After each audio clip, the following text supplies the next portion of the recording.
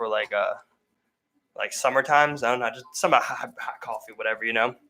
Bang! Welcome to the shit show. We are back, baby. Sorry that we had a little hiatus there. You know, Steve had to make some money on the side. Hustle. He does all types of house activities, whatever you need around the house. Here come house sit for you for as long as you need for a nice solid price. Okay, he's a solid tenant. Okay. This is where I'm launching. This is where I launch my business for a one-time fee. I will test your air R&B out. Oh man, but I mean, like, it's good. Hey, if you want me to watch your house for a little bit of time, you want to watch your dogs? Got you. We can talk. A lot going on in the world. A lot going on in the world in these trying times, huh? I tell you what was wild was speaking of a lot going on in the world, the Dorian shit. Like I remember they released a photo when they were like driving through the eye of the storm. How calm it is in the eye. It's really trippy. Yeah, you can see the sun. You can see the sun. That's literally what it's called. Exactly. Right, like, exactly. Yeah, it's the calmest part of the storm. You know, exactly. Yeah. Just spiraling so hard. It's a wild sight, especially when you see them driving through it, and then they get to the eye, and it's just like a night and day difference. Literally, it's just I don't know. It's just mind blowing. Especially did you see the footage like where they have it from like this International Space Station? No. They're like flying over it and looking I'm at always it. sketchy about I know, but just pretend for a moment that's real, and you're looking at this huge storm, and you're looking at this huge storm. Yeah, I've seen certain things, but it's just weird. So much about it. It's just one of them things. Is like I gotta get up there. And see. Like they say, they could see like the Great Wall of China. I always thought that was weird because it's not that tall.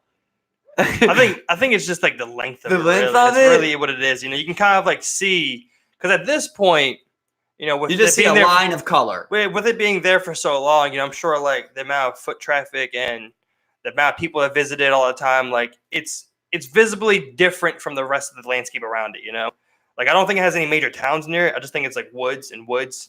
Like you know what I mean, and like you can clearly see where that stops and ends. And I got you. You know, I'm not sure about that, but that's you know why I think I hate to bash people because I know they were trying to do the best they could at the time, and I'm not trying to look at it from past looking on people when I know better, obviously. But if you're talking about like one of the stupidest projects of all time, dude, Great Wall of China, man. I mean, it's almost like before it even got done being constructed, it was obsolete. You know, it's one of the worst things ever.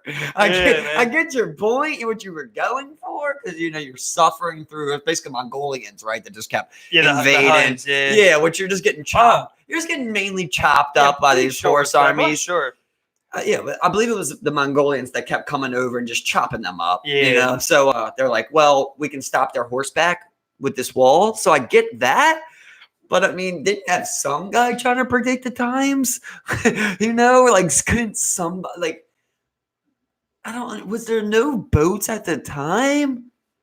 Or did you guys just get tired of horses coming? Well, I mean, like simple as that. I think the out there. Yeah, I think with the boats thing, I think with especially with something like at that time, I don't think boat travel was much of an option when it came to mobile. I mean, even today.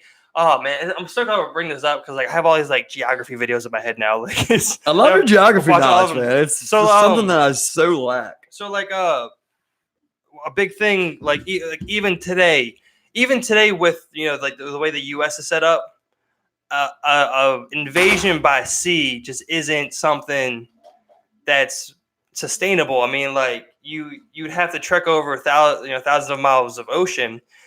And once you do set up on our shores, it's like you then have to create supply lines via air or sea to make something like that. So like it's even harder. Well, I'm saying like because my comparison is that it's even hard today to make a boat invasion, let alone back then. That's completely different situation because you're talking about someone invading our island, basically North America, right? Where this is literally someone's on your island already, right? Yeah. So these people are basically running up to that wall. So an invasion would literally be like us stacking all our boats right there on that wall, putting our horses on there, coming around that wall, and getting back off. Yeah, but with that is that it's easier to mobilize your units over land than it is to set up sea routes, and then to set up these kind of supply. Like, let's say you do invade by sea, and you come up on Hong Kong, or the side that there is water in China, and then it's like it'd be a massive undertaking to do that. Something that time. I just see it being so easy. Of like, we run up to the wall like we've been doing, right? Yeah. We murk everyone on this wall.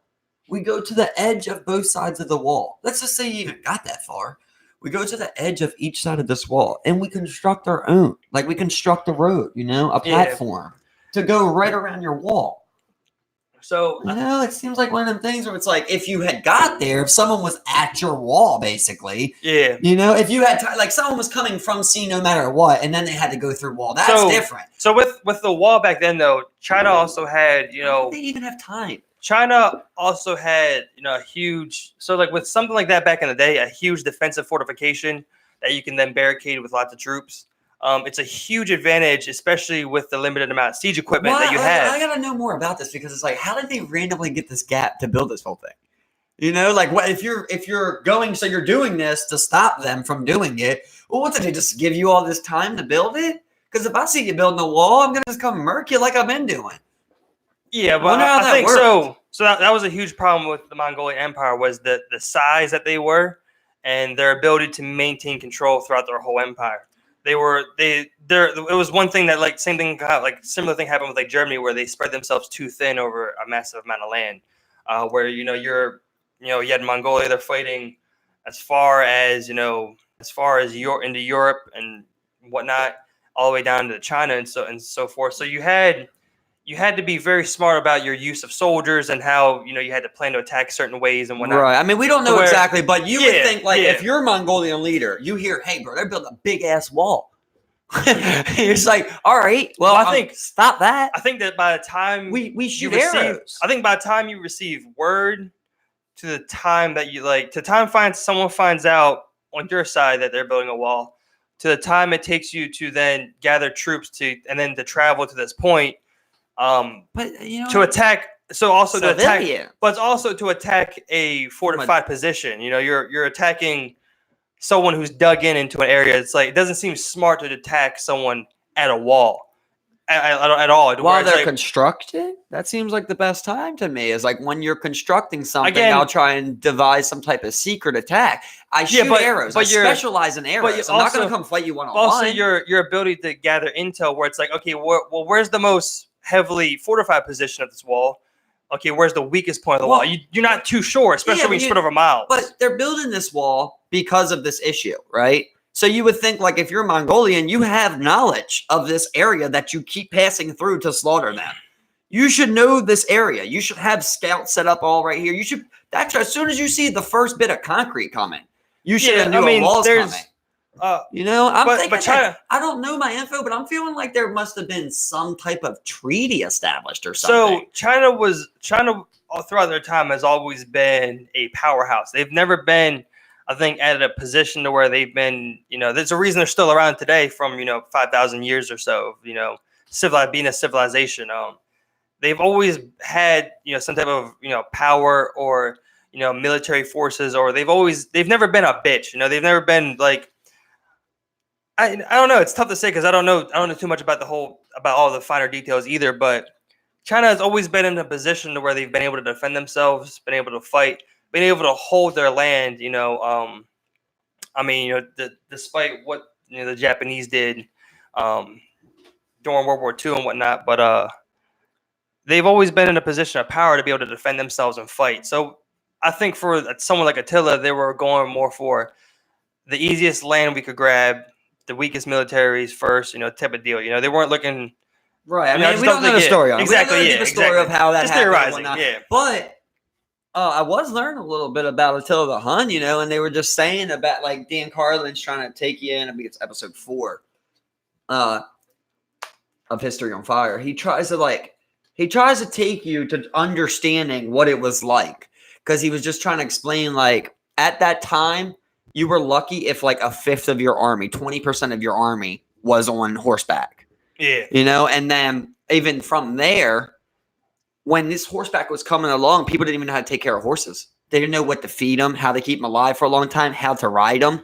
So, like, there's pictures he's sharing and shit of, like, people riding, like, on top of the tail, you know, all the way in the back end, like that and shit. Like, they didn't even know how to ride them correctly. And then out of nowhere, basically, there's just this army that's nothing but horseback. Yeah. So they come through speed and they shoot arrows. Off horseback. And, well, they were talking a lot about this. So at first, when that happened, this even goes back to, I guess, chariot days, but when the horses first come, there'd be a rider and then a person that would shoot it on the back of the horses. And then Mongolian, Attila the Hun, I don't know if you describe them all as Mongolian or how that works, but Attila the Hun and them, they just were breeding their soldiers from the beginning to ride horses.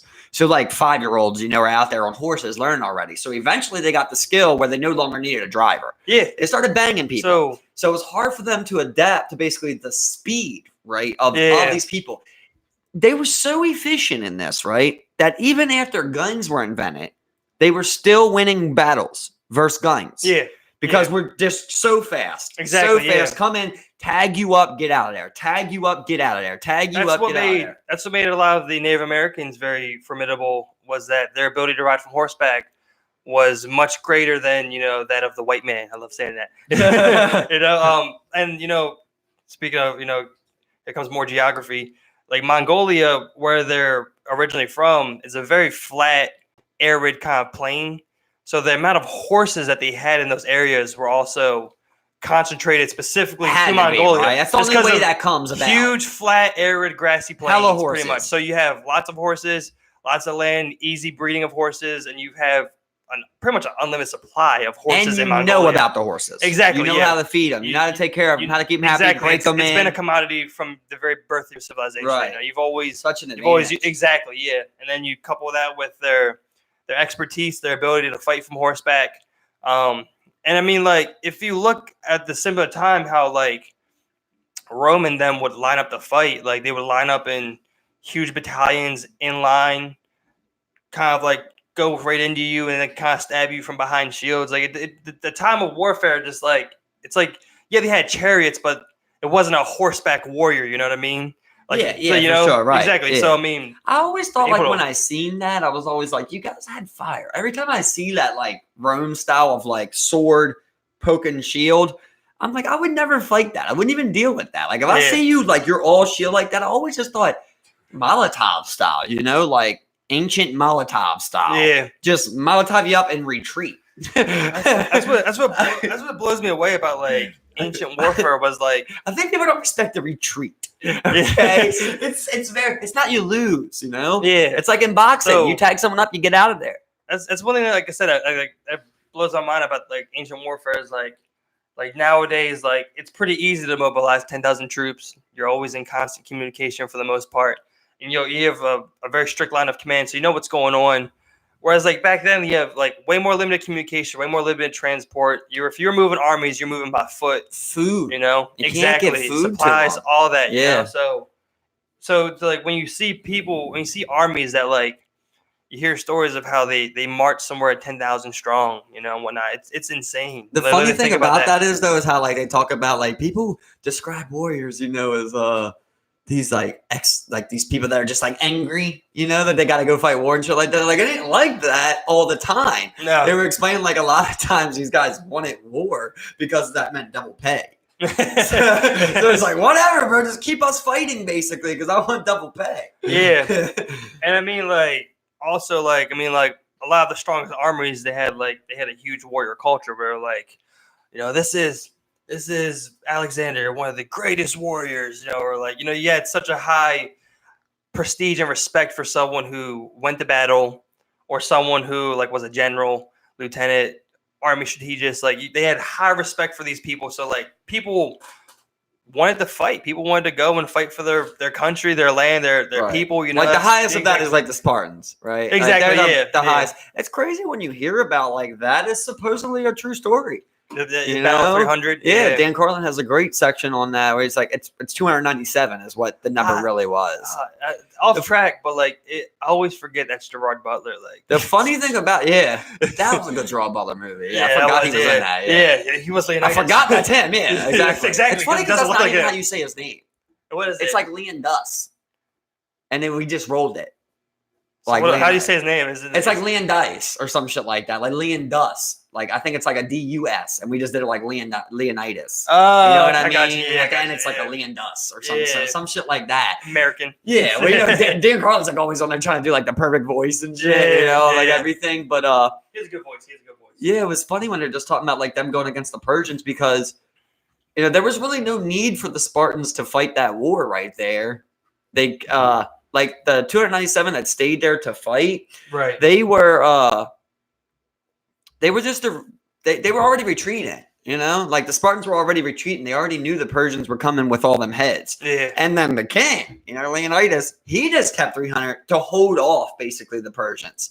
And it's so cool how Dan Carlin tells stories, man. It's so much different, than other people. He's so cool, man. When he's just talking about like how they were sitting there, and like the Persians come.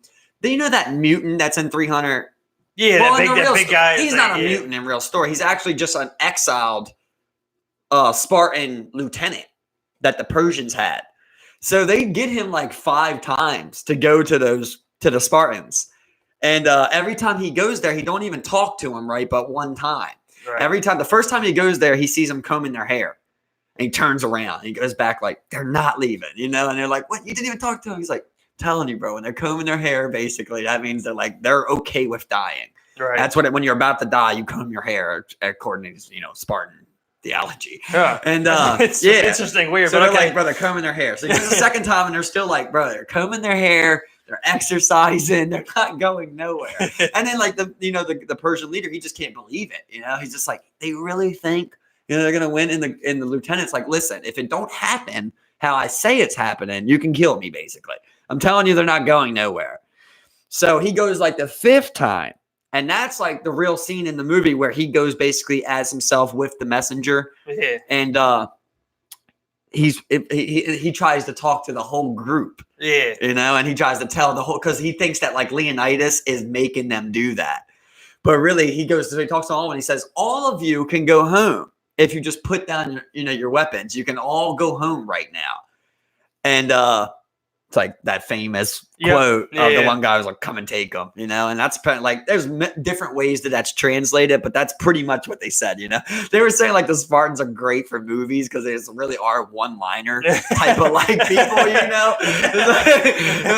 come and take them basically. And then that's what gets him super mad to bring all of them people. Right. And, like, oh, we'll show you. You should. And then that lieutenant ended up showing them how to come down a different passage that fucked them and brought them around the back. Yeah, exactly. They really were apparently holding them off for a while. They were losing numbers, but they said eventually the Persians would have had to retreat just because of the sheer amount. Which brings me into a different thought. What? Of just more Dan Carlin. More Dan Carlin. Great. I love Dan Carlin. Trying to learn more in World War I. The one that I'm really unfamiliar with. Yeah, bro. I love it. So much knowledge on that, bro. But they were talking about how people were like bashing us for retreating, and the Brits for retreating, and shit like that. And he just explained, he's trying to like give people the numbers to like and explain to him. He's like, America wasn't in the war as long as Britain, right? Because Britain's basically fighting like 10 months by themselves. Yeah. No one helps. Yeah. We didn't want to come. To the following year. So like our greatest ever casualty, don't get me wrong on this, but like in one day it was like 900 tops. Right. In one day, Britain lost 27,000 troops, bro. Yeah. In one fucking day, dog. Which is like just insane to think about. Like a army of 100,000 and you wipe out a quarter of them in one fucking day. So like you're wrecked in risk. You're wrecked. like along those lines was like, another big thing with like, Germany fighting the war was, one thing that they felt that they were trapped sandwiched in between, they were scared that they weren't in a secure position. So they wanted to go out and grab more land.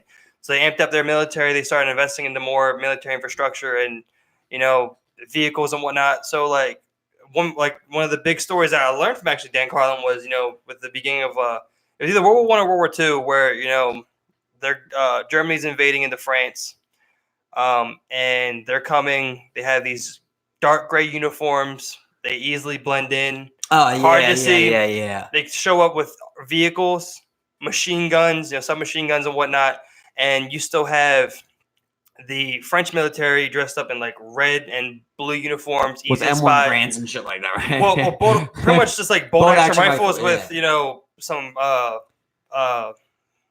with the fucking knives on them and shit, and cavalry horse units and shit. Bro. So I mean, like, let's go a big step thing. right on that same exact thing, right? Perfect route. He was talking about how shout out to Dan Carlin, Hardcore History, if anyone wants to look that up on YouTube. Dan Carlin, fire, he's a fire, G, bro. shit. He's a G. Best storytelling ever. But he was talking about how like they did invest, heavily in their army and shit, and they were like, one of the first countries with tanks, like the first to really utilize tanks. So, but Britain had never seen a tank before.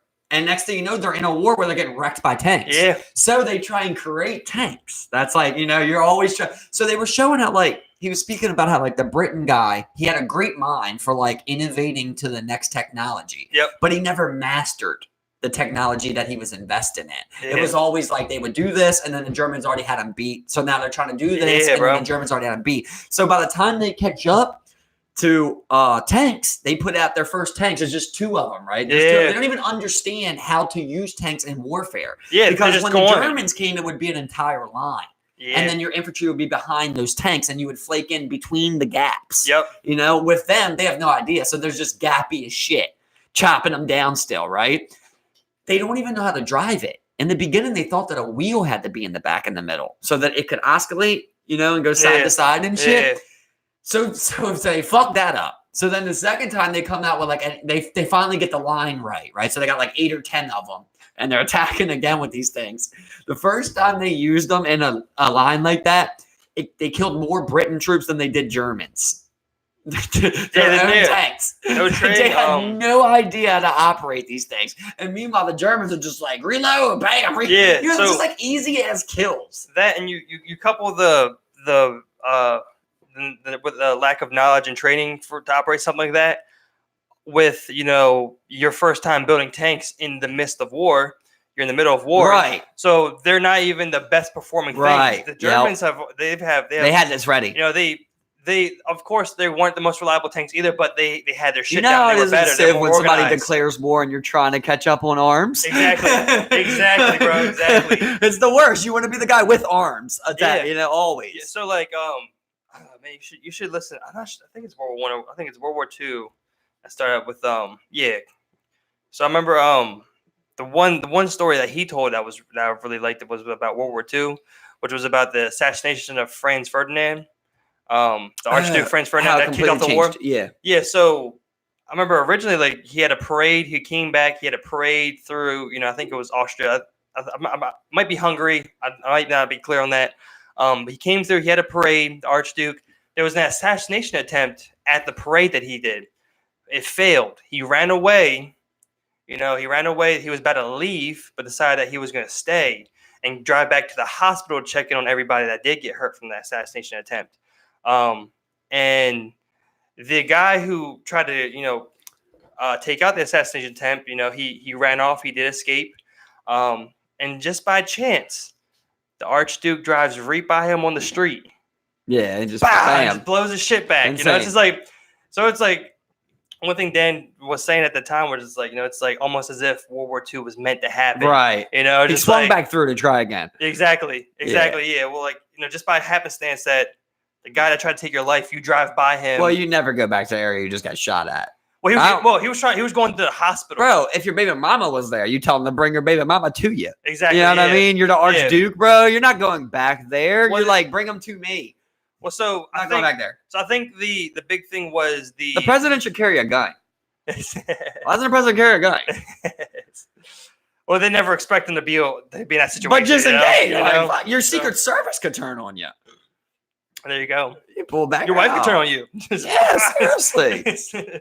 But those first two world wars. I mean, even all the world wars after that are extremely just fascinating. With the mindset of Germany, what they were looking to accomplish. But just in the military view aspect from person to person, just really trying to paint that picture of like when someone is that easy to kill, right? When you're inside, like me and you are inside of a tank, right, with missiles and machine gun, and these guys got rifles, and they're on foot or on horse. Yeah. You imagine just you're on a machine gun, bro, and there's just nothing blocking you from killing as many people as you can. Just think about this, right? Okay, so if 27,000 Brits died in one day, right? What person got the most bodies, right? What's the average amount of body that a soldier got? Because that's just so many kills, right? Yeah. So you want to say like there was probably soldiers that day with 100 bodies. Oh yeah, at least, right? Some of them machine gun guys. That's what I'm thinking. Like when you think about a D-Day machine gun, when they stormed Normandy, right? Exactly. How many bodies did that guy get, bro? Exactly. Now you want to talk about somebody living with some demons, bro? Exactly. Just all day, just pictures him chopping down maybe on an open beach, 1,200 people on an open beach. There ain't a shot that missed. Exactly. It's pretty much just. Well, they missed some because we won that battle, bro. Did we win it? Did we win it? We won the war. I don't think we won that battle. Just because we stormed the beach in Normandy. We broke our lives. Just because you get it, don't mean you won it. If I got 100 people there and you take it over and I kill 10,000, it's yours. Did you win? If you want to say you did. Well, I mean, they won the war. I get that, but when you lose a number like that, you never won. But like the thing with that is like, so one big thing was I forgot the name of it was. I forgot the name of the cliff or the outpost.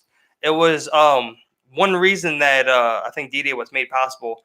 They were storming these cliffs. They had the Marines that climbed these cliffs to reach these anti-air guns.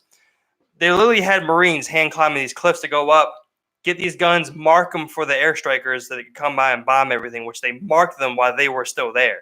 So let's say your whole army, let's say all your men die at that moment, but you still succeed in the mission of taking out their anti-air guns. You may have lost the battle, but if you took a step in winning the war, you know what I mean? So right, Normandy was one of those moments. That's one of those where I want you to go personally to each person's parents, then, and each person's child, and tell them you won. Right. Well, 100%. It just doesn't matter. But this was a different time, though. Where people were signing up to go fight this war. You had a draft, but you had people signing up, lying about their age. Yeah, and you had parents. We also had extreme poverty. Yeah, they were. Yeah, but they were. You had parents that were sad about their child dying, but they were like, if he was to go anyway, this is the way I'd want him to go. Fighting for this country, fighting for what's right in the world. It was a different. You love the sound of that, right? But when you tell I don't. No. As far as a patriot goes, right? Like he died in the blaze of armor. But when you tell their true story, like no. Your son was one of the ones that just got chopped up in the boat. He didn't actually never reach land. Yeah. It's actually they lowered his thing too early, and his entire platoon got chopped before they got in the water. Well, see, you're saying it wrong.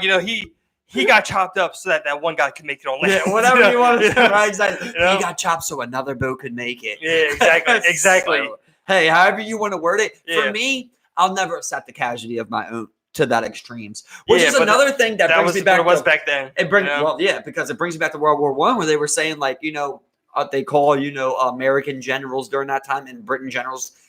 There's a lot of bash towards them, basically, of calling them like massacres, where they just allowed multitudes of people to die. But it was because they kept running into scenarios of retreat, like they would go to fight 10,000 versus 10,000. They're like, we know 10,000's here. So they attack with 10,000, but then next thing you know, people got MP40s and tanks and mortars, mortars, all this howitzers, fucking artillery cannons. Which is like, there was a lot of shit I didn't know. Like, you're not supposed to mass bombard, like that. You're only supposed to shoot to kill, basically. Like in war, that's a war rule, right? Yep. The Germans didn't give a fuck. They bombarded.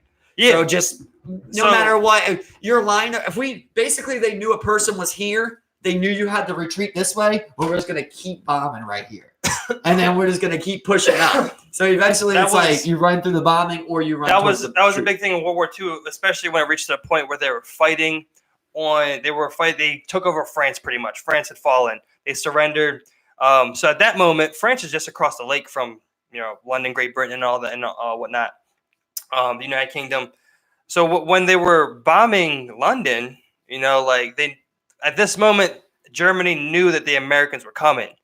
They said, I think they spent 3 to 4 days of constant bombardment, aiming for hospitals, schools, everything, just to try and make them bend to submit to their will before the Americans even get there. Right. So, I mean, like, like 3 They to didn't 4 give a days, fuck. constant bombing. No. They were also one of the first people to use mustard gas, chemical weapons, biological warfare. Which goes hand in hand with the same gas that they Exactly. used. Yep. Exactly. Yeah. So Because basically the gas that was used in the chambers was mustard gas without the smell. Yeah. And then another thing with Germany, the one thing they did not want to do is fight two wars, and that's what ended up happening was they ended up having to fight on the Eastern Front and then the Western Front against the Eastern Front with the Russians and then the Western Front. Whatever way. Yeah, just too spread out there. Exactly. Yeah. We've all been thrown in the game of Risk. Yes. You spread yourself too thin. Exactly. And then you got that treaty with someone. You left one troop there on your borders. And it's like, and he's like, fuck you over. He plays 3 cards and he just comes on in. You lose everything. We got 25 troops. 25 on one, and he's right in Africa. I see 3 cannons up this bitch. Let's hope it just stop at South America. But yeah, I mean, something along the same lines was like when Japan surrendered. I remember, they took a photo with, I think his name was General MacArthur, one of the leading generals of World War II. I think mainly against Japan. When he went, he took a photo with the Emperor of Japan at that time after the surrender, and this was a big thing that changed like a lot of it really hurt Japan's morale. I was just about to say they had a photo that General MacArthur took with the Emperor. The Emperor was probably 5'8", 5'10", and General MacArthur was like 6'4", 6'5". So you had this huge giant white guy next to this tiny emperor. So like in the submitting exactly. Well, in the Japanese people's eyes was that we're big, we're powerful. Then you had this tall general next to your emperor. But this is also signifying the end of the war, right? Exactly. Yeah. So that's really what hurt you, right? Because if I'm the general, right? You might get a call, right? They're like, okay, I lost this war troops, right? Yeah. We ain't getting no picture, bitch. Exactly. You ain't getting no handshake, motherfucker. Yeah. You ain't getting no goddamn picture. You just fucking hit me on a coastline with a nuke? Get the fuck out of here. Yeah. Get the fuck out of here, bro. Yeah. Man. Oh, yeah, I'll take a picture. Come over here. Yeah. Now stab you right in your fucking neck, and that'll be our last kill that we get before you bombard us. Fuck it. Exactly. I'll slice MacArthur's fucking neck across the goddamn camera. That's the one thing that really got me was like the whole reason behind the bombardments was because no one wanted to invade Japan on its own island because you had everyone on that island ready to die for their island, ready to die for their country. And it's like you try and give them the heads up, right? You're like, listen, we got some big shit. Yeah. And we're not going to invade you. We're going to do this. But Japan don't really understand what kind of big shit you're talking about, right? It's like, well, you can hit us with a couple bombs. We've got bombs too. Exactly. And then you're like, no, I've got this really big bomb. Exactly. It's like, so. Well, just show me. Yeah. All right, well, here's one. And then you don't hear nothing. Yeah. Right? So then you're like, well, here's 2. That was, crazy. I know as soon as that happened, because Hitler and Japan, they had a truce. They had, they didn't have to worry about each other. So, as soon as Japan bombed Pearl Harbor, man, I know Hitler was just like, what the fuck, bro? Why? Why would you do that? Well, that's we've talked about this before where, from my knowledge, this was a discussion between Japan and Hitler. And it was that basically Japan was not submitting to the will of Germany, but submitting to the will of Germany, basically, where it was like, look, we're not going to fight these wars. We're going to fight you. Which, hey, Japan might have held their own or whatever, but we're going to fight you unless you do this because they knew America was coming to the war, basically, right? But it backfired because that's basically what brought us into the war. Exactly, all around. But basically, Germany felt like no matter what, America was going to come in this war. They were coming eventually, So they see them all stacked up right here with all these easy wins. They tried to win the war. And they're like, take that out. I'll tell you what, that was our entire Navy almost. As soon as London falls, as soon as the Britons surrender, at that moment, we arrived too late. We would have had a even bigger war in our hands from that point on. Right, and they'd have been stacked on Britain's perimeters. Exactly. Waiting for us. Yeah, and our big problem with getting over that direction was the Germans' blockade that they threw up with their submarines and whatnot, where they're just sinking ship after ship. It's so hard to penetrate this until the invention of sonar, and we're able to find them. Right? Exactly. That's just wild. Which was another reason we came into the war. The British were working on a form of sonar they agreed to give that up for our cooperation in the war. And we were able to then take it with our scientists and all of our resources that we still had We intact finessed a because little we weren't in the war. So we were able to, we had more resources to back than what they had at the time because they had all the Right, resources. because we're fresh. We're fresh. Exactly. Right now. We're not doing exactly. I was checking out this one thing kind of down that line of like how it was showing that ocean noise is a problem. Yeah. Right. Yeah. Getting louder and louder. Since 1960, every decade ocean noise has doubled. Yep. And it's mainly just boat engines. Yep. It's just so many boat engines. Yeah, you're getting more, especially like it's not even the smaller boats. You're getting more and more huge oil tankers, cargo ships. You're getting more and more countries involved in trade like that. You have China also recently, who has been building out there and shit. Yeah, you have India, and you got drilling. Exactly, India's economy is growing faster than China's now.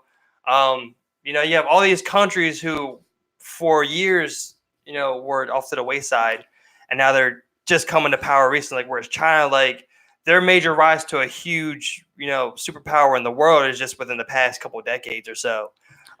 So I mean, you got that. It just gonna keep getting louder and louder as more people spend, more products are consumed, and I mean, ocean trade, cargo ships, they're the most valuable resources in the world right now. So I don't know if you remember, but before with Gary, we were talking about, we had talked about like land erosion and shit. So I was kind of getting into that. On average, 3 feet of America coastal line each year is eliminated, right? Yeah. So they basically, we have beach restoration, right? Which is we straight up go out 100 feet off of that beach. We pump that sand back onto that beach, right? To try and protect our coastal investments, you dredge right? the bottom, so yeah. Well, that's done by the military. In order for that to be done for an area, it has to, the project cost to revenue from doing so has to be 2.5 times what the project cost. Wow. So if the military spends $2 billion, they have to see that they're going to see $4.5-5 billion in revenue from doing this. So they mainly keep restocking the same areas because there's only certain areas, right? Yeah. So it's like Ocean City, Maryland is one. Miami, Florida, South Beach, Florida, a couple spots along Florida. But they don't give it to these other people who are dealing with it, because mainly it's homes. Like Louisiana. Instead of business, it's just homes that live on the coast like that. Exactly, yeah. So on this, they were showing like there's this one corner, the left bottom corner.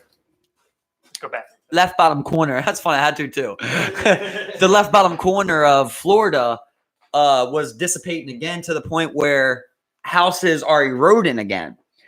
And they need sand again. So when they did the research on this, it was showing that since 1994, this same beach had been drenched 1,800 times. So it had gotten sand at least 18 times. And now here we are again about to invest in it. But when they keep doing it in Florida, they keep seeing the revenue being reciprocated. So now they have a problem of this loop, basically, where because we're doing this dredging, we're giving business and people the false security that they can keep building on this coastal. That once we stop doing this restoration, it's not going to be able to be built on anymore. You're going to have to push back. But these people keep believing that they can build on this because they keep seeing that, we just keep restoring it. So there's eventually going to come to a point where we have to come in a crossroads with this of we're going to take a step back from the coastal lines and allow natural evaporation of the land to happen, or we're going to find some other solution, which is what we always believe, that we're just figure it out. So let me take a piss off of that. Yeah. So I think along that same line, we also have to keep in mind that the amount of land lost to that type of erosion is only expected to go up over the next couple of years and decades as sea levels continue to rise. The amount of land erosion you're going to see is just going to exponentially increase as the sea gets higher and higher due to melting ice sheets or so on and so forth. So I mean, eventually you're going to hit a point when the amount of dredging you're doing is going to outweigh the amount of money you're able to make off those lands. Well, the thing is, it's one of the things where even if you are able to keep doing it though, like let's just say we could do it for another 100 years, we could just keep adding shit to this, right? Right. You're still gonna have spots that you're not adding to. Exactly. So no matter what, we have a problem that needs to be solved. Yeah. So here we are again, where I just think it's that American thing, that human thing, which is like, we're invent something. It's like we're invent something, which I like to think, I think like that too, but I don't like for it to be like our 1A answer, Exactly. I want it to be 1A. We'll eventually figure it out. Yeah. I was gonna. Well, we'll just blow rock onto it and then heat it up. Speaking of shit like that, like revenue and the cost of making some land to the amount it's making. One thing I learned today, or not so today, but recently was you're familiar with like the Louisiana Purchase, right? Yeah. Where we bought a huge amount of land from the French. So it was estimated at a cost of around like $250 million. What that land is worth today, $1.6 trillion. Are you sure it's from the French? Maybe the Spanish, but that's it's actually it's Spanish or Native American. I think it's what Spain. It is. I want to say I know it's not Native American. I know definitely not. Right. Okay, well then it must be Spain, because I remember it was for $14 million, if I remember correctly, and that was a forced number. They didn't want to sell the land. It was we threatened them basically with military action, or they were going to sell that land. So they sold it for some astronomical low price. Yeah. So in today's dollars, from my understanding, it's $250 million. The land today is now worth $1.6 trillion.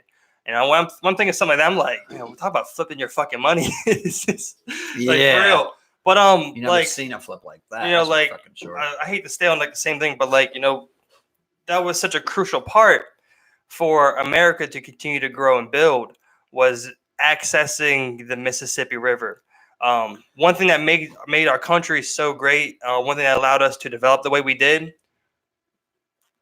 was the amount of navigable waterways throughout the country. Because the best way to travel in that time wasn't by road. It was by water, by sea. Yeah, steam power came before railroad track, basically. Yeah, so I remember at the time, it was I believe it was controlled by the French, because it was New Orleans. They controlled the port, the bottom where New Orleans dumps out, the Mississippi River dumps out. So what they were saying was that in order to get something from Pittsburgh, Pennsylvania to Philadelphia, Pennsylvania, the best way at the time wasn't to go 300 miles of unroaded, no road land. It was to take it over to the Mississippi, ship it down, bring it up around the water up into Philadelphia port. Mm-hmm. So us getting that land was a huge play into what America is now today. It was just such a huge resource that we were able to take advantage of. It's funny, when you play Civ and you think about things like that. It's like when you're in Civ, it's like gotta look at it all as a whole. It's like you want to look at it and be like, well, don't invest in the railroad because we got highways coming. So you're kind of like, you're not. I mean, you still need it, I guess, in certain areas, but you didn't need to go from California to fucking Delaware. Exactly. And start it up. You're like, just wait a couple of years and you're better do highways. Yeah. Now you got all this fucking railroad everywhere and you got fucking highways everywhere. Yeah. I don't think everything should be connected. I've always said that. I mean, it's too late. The way it is now. Yeah. I don't think you got to reach everywhere by railroad. I mean, by a highway. Right. Yeah. And that's the idea of it, which is just crazy to me. I think in overall cost, it's just cheaper to do it for some things to be shipped that way by land. I remember I was showing you it's like $22 million. $22 million to build a mile of highway. Yeah, but I mean, so the way, especially we got, especially back then, when you have a country looking to grow as a whole, the connecting it by road to other parts of the country, it's an economy driver, but it's also good for the people because morale. That connection, exactly. Yeah. That connection is good. To this day in Canada, they have one road that runs completely east to west of Canada. There's one road because there's so much harsh terrain. And there's a bridge, I think, that, collapsed, and, they were, the two sides of the country were divided. No way to, cross it by land without going through the woods or the water. because of this one bridge outage. It's kind of like a similar idea where it's like the physical connection is more important for people to see, rather than it being exactly right. But just like the Wall economical, of China, it gets outdated so quick. Yeah. And it's like highways will be outdated in no time. Yeah. Like especially if he pours off Boring Company, and they go underneath ground. Next thing you know, they're gonna want to do nothing but underneath ground. Like that's the whole history behind Route 66. It was one of the better ways to get into California at the time because there wasn't major highways yet. It was also one of the more scenic ones and whatnot. So it was a huge thing. But that Route 66 is now dying because we have better highways that reach California more efficiently. So it's like I said, it doesn't necessarily always be efficient or even economical. Just as long as the people, get a boost out of it, whether it be economically or when you connect, culturally, when you connect a city to your capital. Yeah. So I remember get the happiness boost. One reason when Route 66 was being outdated, one thing they kept trying to do was build roadside attractions. That was the attraction to take Route 66. Biggest ball of yarn, biggest rubber band ball type of shit. Like you had these roadside attractions, all these statues loaded up. You had these wonky restaurants everywhere. You put 4 presidents on a mountain. Exactly. Yeah. Weird shit. You did weird shit. I mean, you did some real weird shit. So, you know what I was thinking about though? What, you have more? Oh no, go ahead. No, I was thinking about like GMO vegetables and fruits, like how they don't have seeds. They don't have a seed, right? So like when things have seeds, the farmers next year they just water that spot again, and it can grow. Something can grow again the following year from the seeds that were left behind. I was wondering that, with GMO, with seedless vegetables and fruits, how is that reharvested? Does it then leave a seed that grows something that is seedless? Or do we have to put genetically modified seeds in the ground every year again? I think you reseed them every time. I'm not sure. That seems so unproductive. But it's like with the amount of machines we have to make it productive more so than it's that kind of that thing though where it's we're find a way type of thing where it's we can clearly tell this isn't a good idea, but we're we can do it, so we do it. It doesn't seem like a good idea. I know there's a reason behind it. I'm not sure as what that reason is, but because we've all noticed that seedless vegetables and watermelons or whatever, if they're seedless, they're generally usually cheaper than the seeded ones. Seedless? If you go to any supermarket, a seeded watermelon will be, more than a seedless watermelon. No, you're absolutely wrong about that, Steve. I don't know. I've seen that. No, Steve, you're absolutely wrong about that, bro. I don't know about that, bro. At least the market I go to. Yeah, I don't know where you're going, but that's 100%. It's the complete opposite. The seedless ones are way more expensive. An average seeded watermelon is $3 to $4. A seedless one can go $6 to $7. That's not wrong with my market then. Yeah, you're getting fucked wherever you're going. But I think also with them being seeded, it's possible they consume more water. Why would you think it would cost less to be genetically modified? Because it'd be something, I guess, You had to do something though. In the other case, you didn't have to do nothing. Well, that's what I'm saying. I think, I'm not sure, but something I'm thinking about is seeded products typically grow bigger because they have a seeded core that they usually grow around. So with watermelons, usually with seeded watermelons, you see them more elongated and longer with the seeds in them, rather than the seedless ones. I see them are typically smaller and not as long and ovally shaped. Yeah, no, I've seen them grow the small ones, but I believe that's because they genetically modified them to be that small. Once again, Steve, I believe it's actually the opposite of that, where it's the seedless things grow bigger. And I know that's a big thing with bananas, because initially a banana has watermelon seed type in it all the way down each side. And when we removed that, the banana almost doubled. And it also doesn't have any seeds in it now. So you can eat it like that. So I believe it's actually we're growing things bigger without the seeds, from what I know. But you guys are saying something completely different. But from what I know, it's not. Well, see, so the way my mind's working right now is to me it doesn't make economical sense to grow things bigger, because you then need more land, more water, more things to then sustain something that large. Larger watermelons growing, it would then make a specific amount of area around it, not able to grow a watermelon because you need the space for this watermelon. So it seems like to me. It would seem that more overall is better than the actual size of the thing. To where like, yeah, I don't know. I don't know about that. For me, it's like I picture. If I can sell a big watermelon, it's all about money, not really square feet. It's like if I can sell a big one for $8, but I can sell 2 small ones for $4 a piece. But the way they're looking at it is like how do I get my highest return per square foot of farm of agricultural land?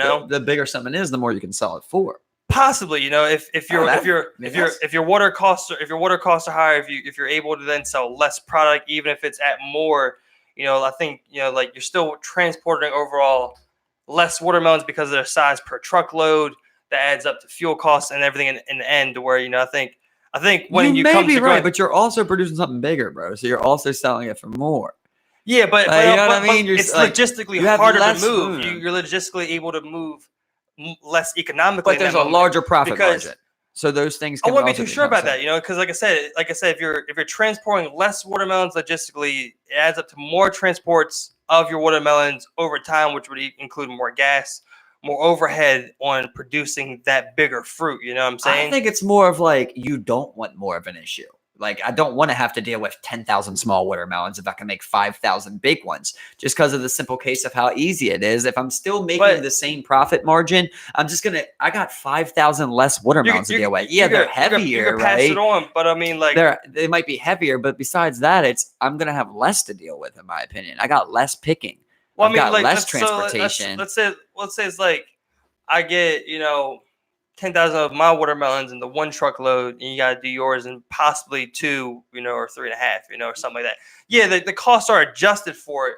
But that's just you saying that, though. You get what I'm saying? Like, but if it's bigger, you won't be able to fit 10,000 watermelons. Steve, mass is mass, bro. If you make 3 watermelons for every one of mine, but mine are just as big as, but 3 of yours equal 1 of mine, I can fit the same amount of watermelons. Maybe in weight, but I could probably fit those 3 watermelons into a more confined area, multiplied rather than just one big one. You know what I'm saying? I see what you're going for, but for me, like, if I'm a farmer, I'm going the opposite way of what you're doing, man. I'm trying to pick less watermelon, dog, and sell it for more. That's what I want to do. I want to do some big ass watermelons, like $11 watermelons, seedless. They big as fuck. That's what I'm trying to put. So it's like, but like when you have something like that, you have more volatility because, to me, it translates into higher transportation costs because of the fluctuation of gas and whatnot that happens. The fluctuation of oil. It'd be more dependent on something like that. I can see what you mean if I was like it'd be more volatile or something. But you're still truckloading them. You're still getting them more so by ground to these supermarkets. Right. But what I'm saying is, I'm going to leave it on this one right here, right? But what I'm saying is, no matter, let's say my watermelons are 5 pounds bigger than your watermelons, but you have 5,000 more watermelons. Everything that involves is going to take longer in aspects of you too, right? So just picking up 5,000 more watermelons takes a hell of a lot more time from labor. Takes a lot more time getting it out the truck. It's a lot more. I think the idea of anything is to make less, get less and sell for more. I think that's number one idea pretty much of everything besides like corn. Because you literally can only grow one little style. Well, it's like just because necessarily they're selling it for more doesn't mean talk about low profit margin. Low profit margins, bro. Corn, it's got to be food low. Overall, bro. I think food, the percentage of it is like low. Well, food has a very low profit margin. I think I could sell some fucking grass-fed, free-range cow meat for 10 times value. But that's not like 50 cents, an ear of corn, or like where you got bananas going for like 69 cents a pound, type of deal. Like, it's just, like you have to sell more, like, overall. It's like, how much could you really be making to 69 cents to the pound? It's like, it's kind of like the same idea. It's like if my watermelon's 5 pounds. I see what you mean. On that case, though, I always just kind of thought like I don't know how it works, but a banana tree, I thought it just had hella bananas. Where like with a corn, like it only grows 1 corn. You I know, mean, you've seen some cornfields though. You've seen them. But did you know that? Like, because I never knew You've that. seen those cornfields though, bro. But the thing is, dog, each one grows one corn. That's So why much- they're yeah, that's so why much- they're like that. Yeah. That's why cornfields are so big. Yeah. Because they only grow one. They're the only thing, period, that only grows one that I know of. Every so, other I thing, mean, you get a watermelon it's like- vine, grapevine, tomato vine, blueberry bush. Like, you get multitudes of it. But Yeah. with corn, it takes forever to get that big, and it's like one. It's got to be low profits. That's the only thing I can say. But I mean, I you think still people gotta are- be making money though. I think people So, are making like 10 cents, yeah. which is probably hella when it's all I think. But farmers don't got money. Farmers are broke. From what you know of. I think if you're Which is like, crazy, I think if like you're right? like I think if you're a farmer working for Dole, I think you're doing pretty well for yourself. Oh, if you sold out. That's what I'm saying. If you're working under some of these big companies that are just like, look, here's some equipment, here's some GMO shit, grow it, take care of it, harvest it, we'll pay you good. I was seeing It's a like, thing where like a lot of farmers are just super. Well, they're not really upset, but they understand the problem of like with the China Yeah, tariffs right now. yeah, trade war. It's really affecting their farming equipment. A Yeah. lot of the farming equipment is Chinese, and it's going up by thousands of dollars. Yeah. So they can't afford, to get whatever the hell those machines are called. I don't even know what it is. Yeah, I've heard a couple interviews. Of course, all the ones I've heard have been pretty bad. Just like How good did we get at farming? Like, wow, we came a long way. We came Yeah, a long yeah, way in came a farming long from way. being out there like planting like 10 potatoes to being like having this machine that just churns out potatoes. It's like this fucking long. I know it's so simple because like you think about it all the time. It's like I love picture like people just had never seen shit like that. Like, but a farmer specifically. I like going specific. So you got a farmer who's just like from the 16th century, just to be able to come see to a major farm. Yeah, exactly. just one of them big ass fucking Things harvesting wheat. just John like- Deere, yeah, exactly. Yeah, Like it's cotton. big ass. You imagine people that pick cotton and now they see cotton pickers. It just like turns it out like Exactly, that, and yeah. you're just like, I used to do it by hand, dog. I used to do it by hand, bro. Like literally, if we just could have invented the technology, slavery would have never came. You know what I mean? Like, or it'd have been a lot less. 'Cause Yeah. You just need one guy to drive that big tractor. Yeah, exactly. Like you're not even gonna fuck. You don't even need it no more because it's just like mass farm. We're just That's what- mass farming crazy That's things. what happens in like the 1900s. It was like when we started getting the machines. It was like, all right, well, how can we get the cheapest people to operate these things? Right. Children. Like, yeah, Children. It's weird though because you can go even present day with that, right? Because there's still certain things you can't do You- like that. yeah, So like exactly, with yeah. peaches, like you can't use a robot, a machine to farm peaches. Yeah. You can plant it with shit like that. Oranges but then are the same way. Oranges the same way. Yeah. A lot of those delicate fruit, probably all fruit, right? Yeah. Probably all fruit is just too delicate. Yeah. You have to pluck it by hand. That's like what they say. Like it's like 80%, bro, of them people picking those Florida peaches are like illegals. Yeah. I think upwards of like 80% of our agricultural workforce is illegal. Yeah. I think Yeah. a majority of it, because I mean, like you go to Florida, you have a lot of people who come up, seasonally just for the orange season and Right. come and work for the orange farms, and they go take their money back home and whatnot. Right, which is You know? great. That's what you want. That's That's awesome. exactly Yeah, what it's you awesome. want. The problem is when you're out staying visas and then we don't stay on top of it and we make the process to get here super hard. There's a lot of things where Yeah. you're just like, well, when I get done picking these peaches, I'm fitting to go to like El Paso or some shit, Yeah. You're like, fuck that. Yeah, that and like you need to do something about people who've been here since they've been like 3 and then they get deported at 30. That's so weird. That's it's so like weird. Like they had that guy, like it's a huge news story. It's like I'm sure people have heard about it already. Where it's like we deported that Iranian dude who's been here since he was 3. Diabetic. Yeah, and he went and died, and we got his remains got sent back here to have a burial here and whatnot. We sent him over But to you die. deported him to a country he's never been to, pretty much. Yeah, and he's Yeah. diabetic. Yeah, and he's literally, like you literally hear this dude in the video like he's as Michigan as they come. It's like, you know what I mean? Like he's been Right. here like 28 years. It says he was been like 3. So Right, he didn't even know that. you know what I'm He didn't saying? know It's that like you need to do something with people like that to where What it's you like, really need to do something with though is like the fact that like so with that chicken plant, right? yeah, Remember where they raided it Yeah. and they got like what was it like 667 So- or yeah, some shit yeah. illegal huge immigrants, amount. Yeah, all of them, right? Deported, jail, whatever it was. But the owner of the chicken plant didn't have none of it, right? What's he Exactly. get? A fine, maybe. But he don't go that right there explains a lot of people I know right there. It's like the fact of like, you got him, dumbass. You know, like you got them all. What about the guy that hired them? That's the same thing with Trump. I mean, it's fact that he hired illegal Polish immigrants to build Trump Tower. Yeah. It's simple as that. That's 100% fact. He got caught on that. He got brought into court on that. He's hired illegal immigrants. If you're not going to tell me that the construction companies that he used to build his properties were not using some form of illegal labor, everyone knows the construction force. Like, that's speculation, exactly. though, right? We can go speculation on that, but we literally got him. Yeah, we got him, bro. He's talking about illegal immigrants. He used illegal immigrants. He hired illegal immigrants. Yeah. A big thing he did was It's like someone that beats up their wife and runs on not beating up wife. You know, well, it's like it doesn't stop there because like the same thing with like I think it's something called like add-on immigration, where it's like, you know, if one of your family members gets to become a citizen, it's easier then for your family to become. It's chain migration. Chain migration. Well, I mean, Melania's parents just had the same thing because of chain migration. She got citizenship. Now our family's going to become citizens off the same chain migration thing he's complained about in the past. You know, so I've seen that he changed the law to where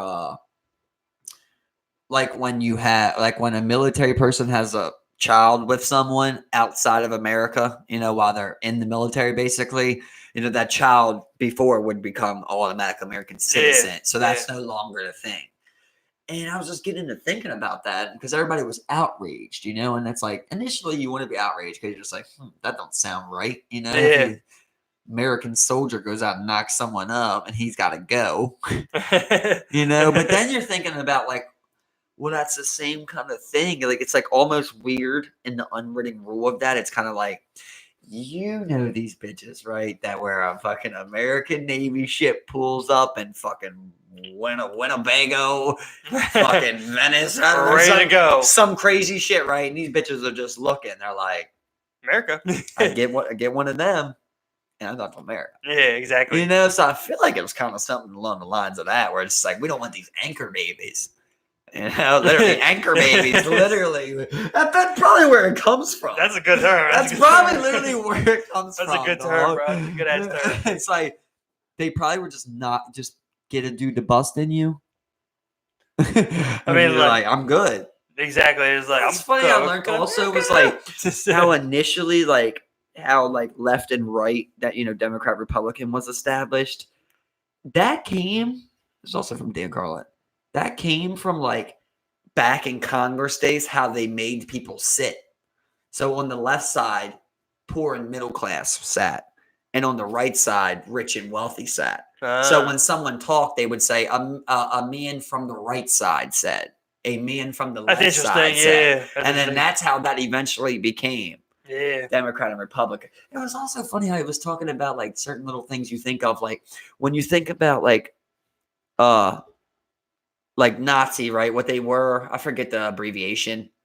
It's like SSRS or some shit like that. Yeah, sure. Yeah, something like that. There's something in the lungs of that, right? But in it, it's like has democracy, right? It's like the democracy or like the freedom of or something along the lines of that. Yeah. It's social. It's like socialist is what it is. Yeah, right? It's like the National Socialist, right? So they were saying like that people use that to bash socialism. Yeah. But really, that's just a ploy. You know, that's a way to get people to think something else, right? Yeah. Just like when you go with North Korea, right? It's the People's Democrat of North Korea, but we all know they're not Democrats, and right?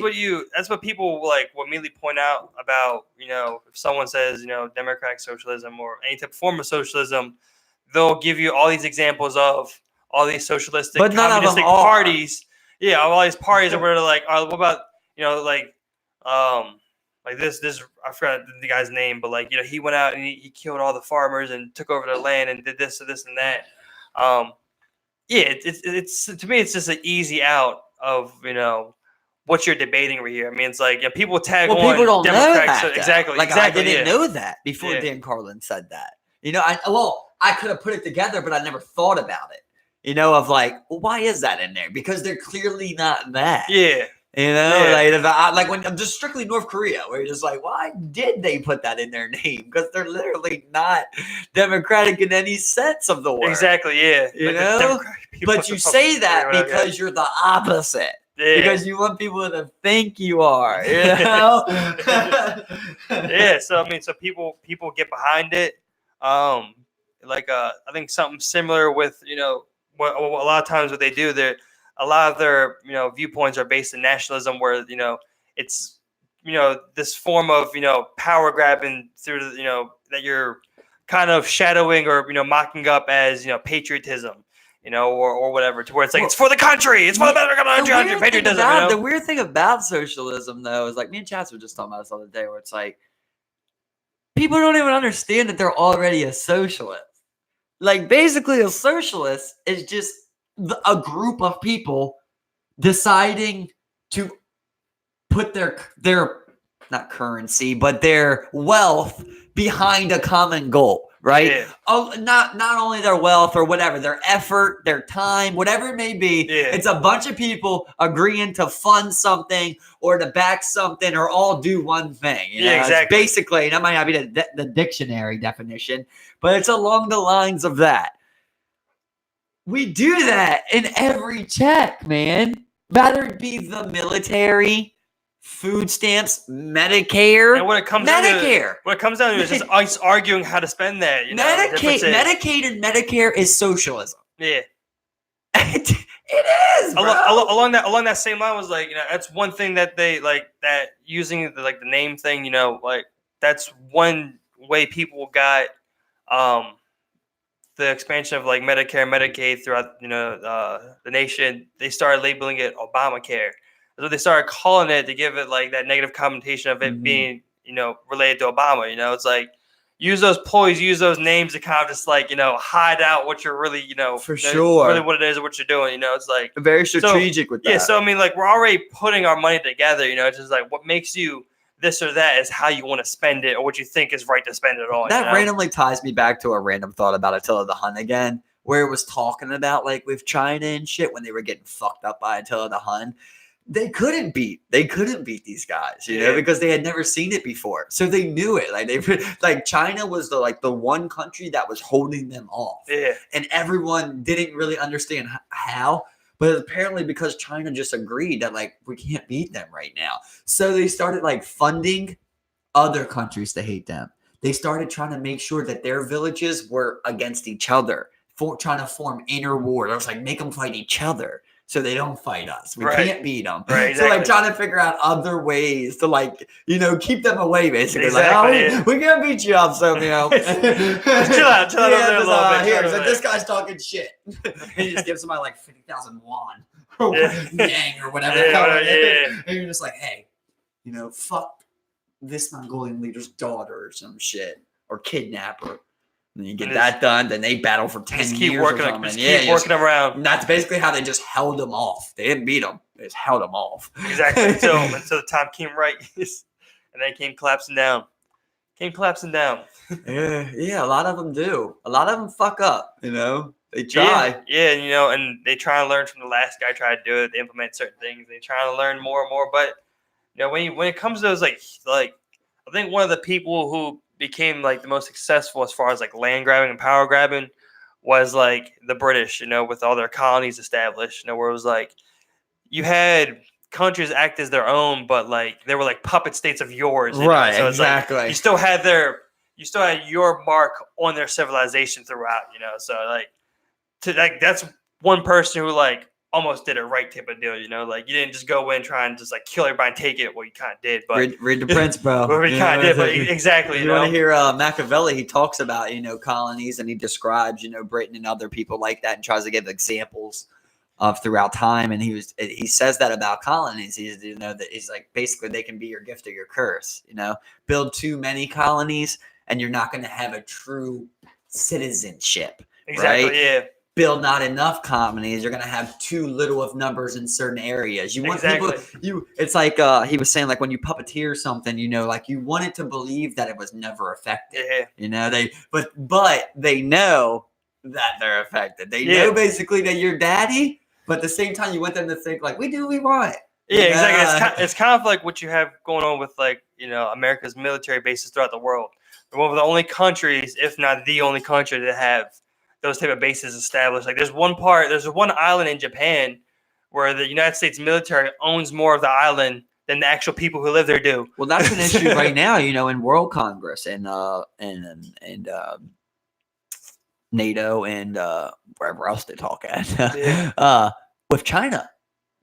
How basically what they're doing, you see that they're investing in all these African countries. Yep. Well, when they look deep into it, they're giving out loans that they know these countries can't repay, right? So in one instance, I can't remember the exact country, but they couldn't pay. So they got like 55% of their land, like basically chopped it in half. And that's like they have not Air Forces, airports now and shit like that in this section of land. They have like their own business. So they're trying to basically stop them. But China's like, look, we're making an investment with a country ain't got nothing to do with you. They shouldn't say if they can't pay it back, but they know they can't pay it back. They know what they're doing. They know. But at the same time, you're like, hey, everybody's trying to eat around here, right? You do what you got to do. That and you create alliances within that region, which has a huge power vacuum to where it's like you don't have one standing nation in there that stands to control like the region, right? Not necessarily name a country that's been around for 300 years that was nice. America. Yeah, man, that's what you think. That's about it. I mean, in comparison, America was nice. For it being around as short as it is, for what we've been able to do just for the amount of time we've been here, it's pretty amazing. I'm saying nice as in like was friendly. What do you mean like? Like I'm saying like. Well, I mean, we really started all this up kind of, by enslaving an entire race. So when I say things like that, like I'm saying like the countries that have been here a long time have did bad shit. It's not a nice country. You do what you got to do to get it. It's wrong in a lot of instances. Along that is like I don't think there's any country like that. To get somewhere a country. That's what I'm saying. You got to kind of have that dirtiness to them. Exactly. You can go on and on with America. I mean, we've invaded multitude of places that literally asked us not to invade them after we occupied them. They ask us to leave. We don't leave. Yeah, but we've done tests on our own citizens. We've staged things to try and start 100%. wars. But it's like for as long as like our country's been a country, for as long as our country's been a country, and still young, exactly the amount of power in the world we've garnered. It's an amazing feat. Now, of course, there's darkness to it, just like anyone else. I'd say it's mainly through darkness, in my opinion. It's through brutality. Well, there's that, because you have that with, with slavery and whatnot. But I mean, like you also had, but even past that, like Louisiana Purchase, right there, right? I mean, we already got something right there. We talked about earlier, like that you're signing, you're making people sign shit that they don't want to sign. You're already doing some sketchy shit. Yeah. But it's like again, these things happen. But it's like what we did. Like the reason we were able to do it was because of like we only had Canada to the north. Why did I have such a hard time saying that? Canada north, and you had Mexico, which is pretty much a huge desert. So it's like with what China has always had, they've always had power struggles within their region, whether it be, from India or whether it be from the Japanese. Whereas us, we've never really had to worry about people coming to fuck with us after, the American Revolution. You didn't have to worry about anybody fucking with us. Still, we're out there doing the dirtiest shit we possibly can. Like, it's a brutality. I mean, no one else dropped a nuclear bomb, Exactly. And a lot of shit that happened, nobody else dropped one. Exactly, yeah. So there's a lot worse wars than Japan's war with us, and nobody dropped bombs. Yeah. So it's like, for me, it's like when these countries stay around, it's because they did brutality. Exactly. And that's because they did some shit. You do some type of shit, whether it be financial brutality, human on human conflict, anything. Meddling in other countries' affairs, whatever. Exactly. Government espionage, whatever it might be. Exactly. You do what you got to do to make your shit flourish. And it sounds bad, but you're like, looking backward, there's certain things, like obviously when you look at something like slavery, you're like, we could have done without that. That's obviously not acceptable, right? Yeah. But when you go like Louisiana Purchase, you're like, forgot to get some resources, dog. It was, You know, yeah, you we kinda want to understand it. expand. Well, you can try and come across the water, keep coming. Yeah, You can try and get across the ocean and all at the this time. point, it's like we're You know? so much stronger than you. Yeah, You know, we're just kind of like, no, you don't understand, bro. yeah, We need this, you know, and it's Yeah. either you can do it or we can make you do it. Yeah, As bad as it and then- sounds. and then from there, you had the massacre of the Native Americans, throughout. And that to me, that's Before, what to me, like, that's like definitely that's up there with the grimiest shit, with like slavery and so on, because like you even had times where you had signed agreements with Indian people and the leaders, Native and then you Americans. just broke them and just completely broke them, fuck them, Multiple kill 'em. times. Exactly, Multiple over and times. over and over again. So, Yeah, and they try to break bread with you. yeah, You know, exactly. that's the thing. Yeah. But I would say that's mainly fucked up because you already had a place to live, and you're just out there looking for a place to fuck some shit up at. But number two, I also don't want to be that guy, but it's kind of like Once you find gold, yeah, that's if I'm Native American, right? There is no friends, dog. yeah, There is no friends. yeah, So I don't trust a buffalo. yeah. You know what I mean? And that's one thing that like. So like, you show up like, well, I mean, they weren't that deep when Columbus came there. Let's just say you could say it's 1,000 people. One at a time. As you come off that boat, I'm just plucking you. Well, there's no convo to be had. yeah, There's no convo to be had, bro. I know who we are, what we got going on. I'm gonna immediately attack any threats to that. yeah. I'm not gonna let you even hit a boat here without being attacked. Well, I mean, Man, I know like they have disadvantages. they've had stories of where like Americans would send, someone infected with like smallpox or some type of disease that they've never been exposed to, send them to be like, all right, hey, we want to talk. Here's some disease, we're out, and then Right. your whole village fucking dies because it's never experienced. And they this, dropped like that. animals off That's- also. Yeah, that was a huge thing. Like they would, another thing we did was, we knew that that the people survived off buffalo, so we went and we murdered them all. That was a huge reason of the hunting, was because we were taking away one of their biggest resources to make them kind of like bend their will, weaker, break them up and whatnot. Fucked up shit. Right. But they said like the main problem though was that they were just split up too much. Common story, right? Of, Yeah. like the thing was like apparently they had enough people to defend themselves. Yeah. But they're just in these fractions, Yeah. of this tribe, that tribe, this tribe. And it was hard to get the tribes to all agree Exactly. on one common thing. Yeah. So, there's probably somebody like these white men can do something good for us, Yeah. A tribe that's maybe struggling. Maybe they're like, hey, we should see what they got, And another one that's doing good is like, fuck them. As soon as they get here, fuck them up. Yeah, exactly. And at the end of the day, what Native American wouldn't say that we should have fucking brutally murdered them as soon as they stepped off the boat? Because that was definitely your best goal. Because all you did was say, we'll be the ones getting brutally murdered. That's exactly. all you said. And I mean, obviously I'm not there and I'm looking at it from hindsight, which is the worst way to look at anything. Because you really can't. It's already done. Yeah, because But like, I mean- because there could have been like an alien approaching, like they Yeah. never even seen a boat to that magnitude. Right. And next thing you know, it's just a boat of like They these have people you've metal never crafted seen. guns, they're wearing metal armor Yeah, hats and and you're shit. just kind of like, it's what the fuck is coming here? Exactly. You've what? never even seen a white person. You're just like, whoa. Yeah, and he's just like up front. He's white. They should have his ass with a boat right there. White boys. Yeah, Boom. literally, dog. Sad to think about it, man. I hate thinking about like mass extinction like that. Like when you think about things like Wounded Just Knee. genocide. Yeah, just mass killing of people. Yeah, Like and another huge driver. It's like kind of like nowadays with like oil. Like back then, it was precious metals like gold and shit. Like once gold was found, on Indian lands or whatever, it was kind of like a done deal. We're coming in. We want to make money. We're making some fucking money, regardless of your land or not. That's another big thing. If you have shit on your land, we want.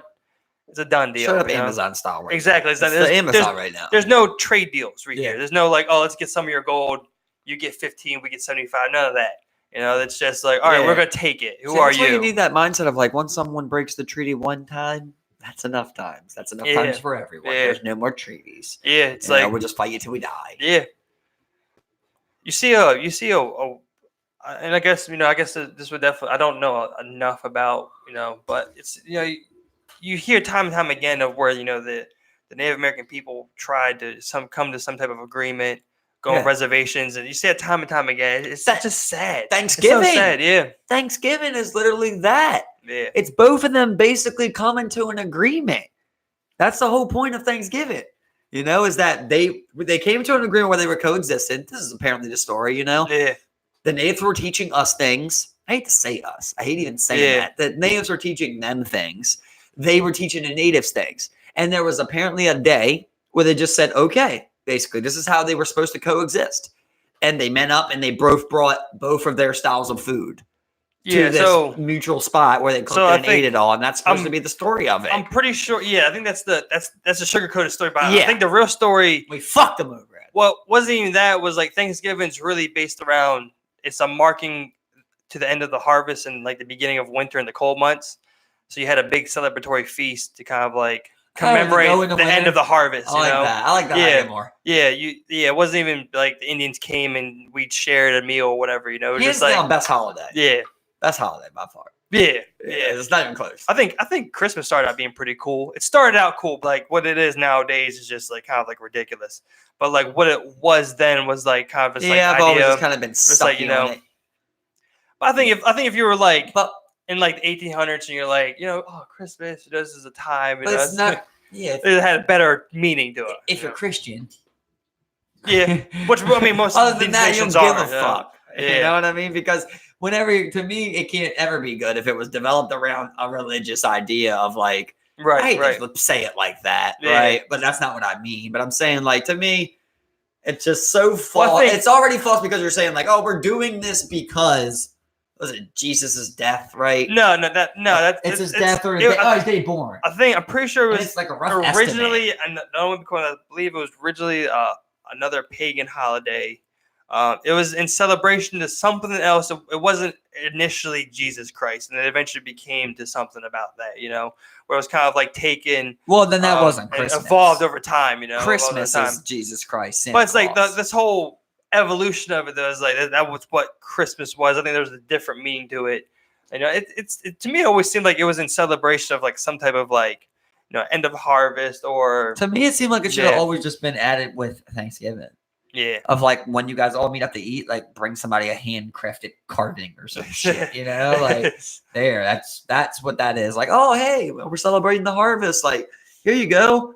Oh, you got me this spinning top thing. Like, oh, I love this. Oh, you got me a baseball bat. I'm so glad. Like something along the lines of that. Yeah, I think it's terrible to where it's like, all right, what do you want for Christmas, kids? Right, exactly. Like, that's what I'm saying. Like with Thanksgiving, there's none of that. Yeah. Like, that's the one holiday that's just pure. You're just like you meet up with your family, your friends, you just eat some good food. Yeah, exactly. You have a that's feast. all. You have Simple. a big feast. Simple. Nobody got to give each other gifts. You don't got no criteria you're supposed to live by. A big feast. Just big feast. Big feast. And talk to everybody. Love everybody. It's a great holiday. It really is a great holiday. Yeah, it was really awesome, man. When I was a kid, man, to have my whole family. My whole family would come over, and it's like never really seen them that much. Yeah, Thanksgiving was a big one. And people used to come. And just as you get older, you just like. You had a lot of people, exactly. Now I go places for Thanksgiving. Yeah. Like what? I still usually go to my sister's for Thanksgiving, but it's smaller than what it used to be. Right. Where it's like it used to be more expansive. It kind of meant more. It was a bigger deal, whereas like nowadays it's not so much. You also had like your cousins over, like exactly. It was like a thing. Exactly. It was a big thing. It was just you just get together. That was all the requirement of the holiday needed. Get together. Everybody come over. Yeah. Yeah, and then it's like you also had like Black Friday come along. It was like, why'd you put this so close to Thanksgiving? Why'd you do that? Yeah, you try to wreck it. It's like you also we wouldn't forget Christmas is coming. Holiday, and then we get 2 days off. That where everything stops. Nothing's open on these 2 days of Thanksgiving. We don't all get 2 days. Well, exactly. You have Black Friday and shit. It's just like, come on. It's like you perverted up this nice holiday. Yeah. Like one day after Thanksgiving, mass consumerism. They're just like, don't forget about Christmas coming. Yeah, and then buy shit. And then you really fucking shoot me in the face when you add Cyber Monday 2 days after Black Friday. It's like, all right, go in stores, buy what you want. Now go on the internet and buy what you want. Yeah, it's next like, oh my god, man. It's like I didn't even get the chance to do Thanksgiving. Yeah, I just hate Christmas. I just really hated it. Yeah. I always hated it. I hated it since I was a kid. Yeah. Even when I was a kid, I hated the idea of like telling my mom to buy something expensive. I just never liked that. Like of being like, I know I wanted something expensive, but it just felt wrong. Yeah, You see your mom got to pay for shit. I'm just like, but see, me, it was like it was a great time just because like just getting things and like it never seemed to be a problem and like a lot of times that's what they wanted to do. There was like, all right, big Christmas for the kids. It's what they wanted. They wanted to make the kids happy. It was like so. Yeah, and that's another thing. It's like it's experienced differently where it's like you'll see some people are like, oh, I got this game from Santa, or whatever, especially when you're a kid and you got like some other guys like, well, I ain't getting nothing from Santa, it's like, it really is. Yeah, it's really like, I would never do that. I would never do that with my kids. Yeah. I'm just, I couldn't even imagine doing the Santa thing. I'd hate to take away from like my kids' experience, but for me, it's like, I'm not really here quite down sure that. I'm more of like, is. I wouldn't even bring up Santa really. I would just I think it's better to just be honest. Just tell your kid that you get them something for this holiday. If they were going to do that, just say, Mom and Dad worked hard to get you this. Yeah. And a lot of people do like gifts from Santa, then gifts from Mom and Dad. Exactly. That's exactly what happened with me. I don't even like it. I don't even like it, bro. Straight up, I want you to know that people are working hard to get you these things. Like, I watch... My nephews weren't the best way, right? But my nephews always had a little bit of heart to them. Her nephews, dog, during Christmas, it's like her well, it's not the youngest no more, but one of the younger ones, he doesn't even process what's underneath of the wrapping. Exactly. Before he opens something else up. It's literally like, do I got something else? Do I got something else? He doesn't even know his gifts. Yeah. That would never, bro. That would never in my life be my kid. Yeah, or we won't have a Christmas. That's simple as that. And people like want to be like, well, like this is where you prove you're a good parent. It's like you give your children a good Christmas. It's like, well, I guess if you want to go the easy way about it, just like you just want to make them feel good with bullshit with like gifts. You just want to make them feel good because of that. The money that you guys are spending on these gifts, you could take your kid to the fucking Bahamas. Yeah, you could take them on a fucking Carnival cruise. Yeah, you know what I mean? Do something with them, man. Especially with the way gifts are set up nowadays, where it's like, oh well, I want an iPad. It's like, well, I got fucking $900 iPad and shit. It's like, what the fuck? iPhones and like, shit. Yeah, it's like you get these technology pieces that are just so expensive. It's like pisses me off, bro. Yeah. But it's like I was one of those kids that like, I never put the thought into it because it seemed like it was pretty easily obtained. Never seemed like it was much of a problem, and never like like. Whenever I asked for something, my grandma told me I couldn't afford it. I always kind of understood. But it's like when it came to Christmas, it was like ask for some things. If I didn't get them all, I never really thought about getting everything I asked for. It was like, well, whatever I could get, Mm-hmm. Because like I said, it just never seemed like it never dawns on you because like it just never appeared to you or shown to you as like a problem or whatnot. Right. Yeah. No, I get you. Yeah. So I mean, like. But then again, it's like from like a young age, it's like 8 or 9. It's like, well, ever since I can remember like 5, 6, or 7, this is what Christmas has been about. Just about getting shit. It's a type of wiring in my head at the time. Right. Yeah. But of course, as I got into like 13, 14, it was like, this is like, all right, well, I hope I can get the new game coming out. I have no other form of income, so I hope you can buy me this game that all my friends are playing. So yeah. So as I got older, it became more apparent. I didn't ask for as much, but like when you're a kid, just like that's all you ever known is just Christmas. You get a bunch of cool shit. Just like, hey. Yeah, I mean, well, we walked this road on it before when I'm like, you don't know unless you know. Yeah, it's simple as that. It's like, well, I don't think you got to defend it. Yeah, it's like that's what it is basically. Yeah. But for me, it was just kind of like I had seen my it's also it seems like your grandma was also good with her money, my mom she's still good with her money was dumb with her money. So I felt like I could see what else she was spending on, so if I see her get my sister $300 worth of stuff, I was never the type of person that's like, I gotta have $300. I'd be like, I'll tell you one thing, my grandma has always had, ever as long as I can remember, she always had some type of notebook where she could physically write down her money and do all the math herself, and that's what she always did. I remember like there'd be times she'd be like, come here, let me kind of show you, what's going on. It's like, it's just like, of course, I didn't understand what $2,400 or $1,200 was, or gas, this, gas, this, that. Right. It's like, I saw it, and it's like it seemed like even if she only had like $150 left, as a child, I'm like, wow, that's a lot of money, $150. I'm like, wow. That's like, that's a whole GameCube. Whoa. It's Yeah, like, it's that's you a don't even- lot. You don't even get it. Yeah, it's like you don't even understand that that's not a lot of money once like everything was broken down, taken out, this, and that. But like that's one thing she always had, I always saw was like she had a good management and always kept management of her funds and what she was putting out and spending and what she always had left. And she always knew where something was being spent. You know, she always had that. She always had that book, no she was matter good. what. Yeah. No matter what. My You know? mom, complete opposite. Complete opposite. You know, didn't keep track of a dollar. Just basically worked to get a paycheck. And then Monday, if she had enough to get through work, she was happy. Yeah. And that was like always just the worst spending. And just like, I remember being a kid, just like, why are you spending like that? I used to say it all the time. Like, just like, even as a kid, bro, that's what I'm trying to explain to Kay. Like, when I'm doing things like this in my mind, like, I've been doing this since I was a little kid, where literally I'd be like, why would you buy the Linder Lake cheese? You know what I mean? The Yeah. regular yellow American is $3.50 a pound. You're buying $7 a pound yellow and ice cheese. Yeah. You know, why wouldn't you buy those knockoff Doritos? Instead, you paid $2.99 for a big bag of Doritos. Like, Yeah. I've always been like that since a kid, man. I've never. My mom was so bad that I'm just like always trying to save a dollar, always trying to cut a corner. Like, wow, why would you go? Now that I work for my own shit, I buy what I like, which is probably how she was thinking. Yeah. But I also don't have kids and shit, you know. So when there's you got me and my sister and you. We're all living off of your income.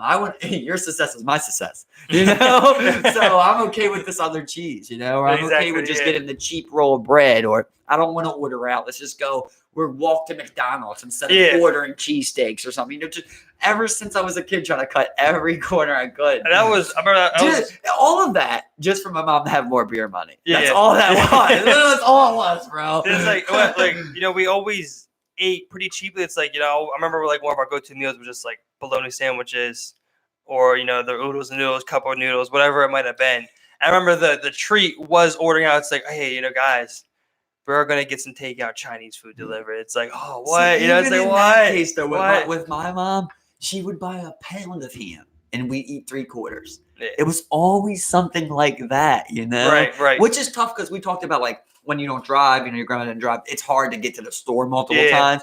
But in my mom's mind, she would go, oh, let me buy a pound. And then that'll last longer. It doesn't work like that. It just goes bad. Exactly. And you end up wasting that. Or you get too many eggs. You got 2 gallons of milk. We only drank 1. Now that gallon of milk's bad. Like, always like that, bro. You know, just over and over in every aspect of life. Like, even when I was drinking soda, I'm okay with RC Cola. I don't need real Coca-Cola, you know? Like, just every aspect of she always spent so bad, man. It was so frustrating. Yeah. It's just weird. Like you know, like we did something similar, but it's like if we ran out of lunch meat, she would buy the pack of bologna because the bologna lasts longer. And it would just get you through until you can get back to the store for the ham and stuff, you know, whatever. You know, it's like I never ever remember buying a pound. It's like, oh, it'd be a half pound if you're out, whatever. In the process of all this, also to say she was an alcoholic, you know. So it's like that's not even. She's not even worried about being smart with her money. You know? She has to be smart with her alcohol money, basically. You know? Like that's the funniest thing about it. So it's like I want to say like I'm not. It's like not only the fact that my mom was just being dumb. It's the fact she's also an alcoholic. So it's like, of course you're being dumb, you know? Like, it's like because you want to keep the alcohol. So literally. you don't want But to the get rid of funny that. thing is, like, she wasn't one of them people that was like had to drink at work and stuff. She could go all day without drinking.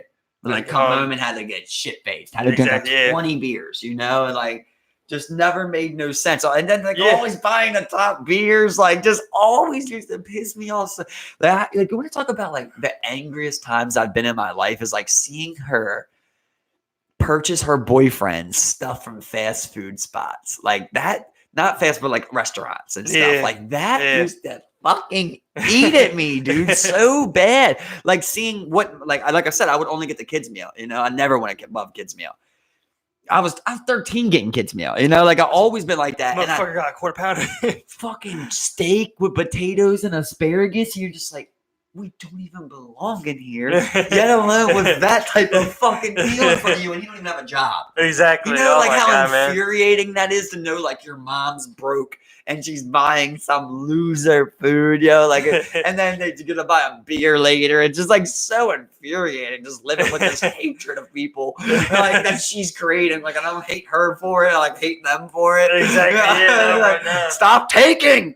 Yeah, bro, I used to hear a lot of stories about, you know, a couple of my friends dealing with something like, whether it be their sisters had some type of like leeching boyfriend, or where they always come and complain about it, like, oh, fucking Randy, like I always hear some stories about that. You know, I never had to deal with anything like that. I mean, like, I had one sister who would like bring people over and whatnot, and it'd be kind of like a problem over time, but like it was just like I never had to deal, thank God, with like anybody in my life where it was like they're just leeching.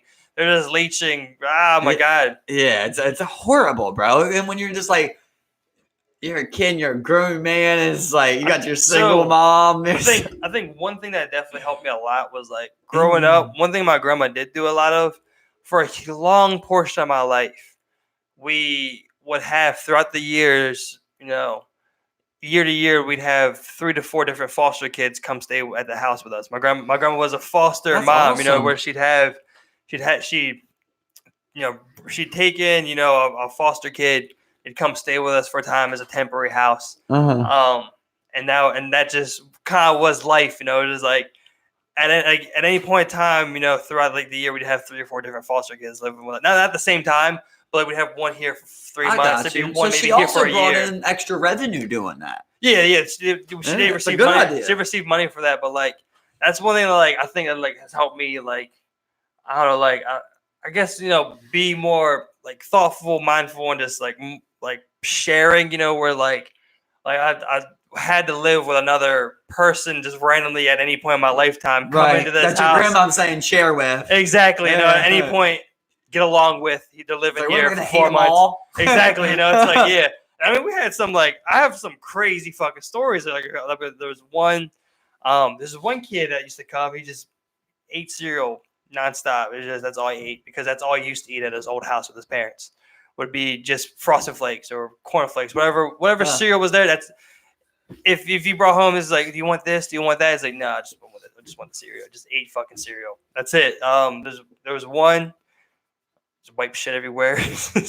Got some horror stories, but there's still some cool stories. I remember the same girl who like wiped shit everywhere. Like there was Christmas, like she had her present, we had our presents.